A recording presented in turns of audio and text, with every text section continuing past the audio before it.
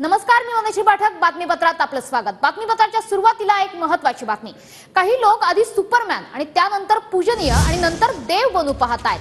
मोहन भागवतांनी हे वक्तव्य केलेलं आहे. झारखंडमधील कार्यकर्ता संवाद कार्यक्रमात मोहन भागवतांनी हे वक्तव्य केलंय.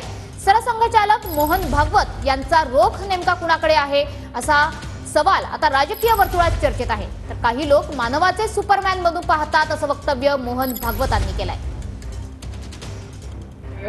लेकिन मानवता नहीं, इंसानियत नहीं है, वो मनुष्य बन जाए असली पहले, वहां जाने के बाद उसको लगता है लेकिन मनुष्य से कोई होते अति मानव, सुपरमैन कहते, सुपरमैन फिल्में वगैरह निकलती उसमें दिखाते हैं कि अलौकिक शक्तियां जिनके पास होती, तो फिर मनुष्य अलौकिक बनना चाहता है, सुपरमैन बनना चाहता है, अति मानव बनना चाहता है, लेकिन वहां रुकता नहीं, उसको लगता है कि देव बनना चाहिए, तो देवता बनना चाहता है। लेकिन देवता कहते कि हमसे तो भगवान बड़ा है, वो भगवान बनना चाहता है। तो वहां भी कुछ है क्या रुकने की जगह, कि वहां से भी आगे कुछ है, ये कोई जानता नहीं.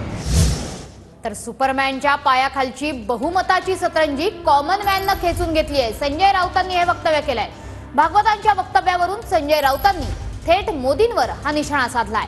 मोहन भागवतांच्या वक्तव्यावर भाजपनं चिंतन करावं असाही सल्ला राऊतांनी दिलाय. कॉमन मॅन हाच सुपरमॅन आहे असं वक्तव्य संजय राऊतांनी केलंय. काही लोक स्वतःला सुपरमॅन समजतात, पण या सुपरमॅनच्या पायाखालची सतरंजी बहुमताची ज्या सामान्य माणसानं खेचून घेतली, तो कॉमन मॅन हाच सुपरमॅन आहे असं आम्ही मानतो.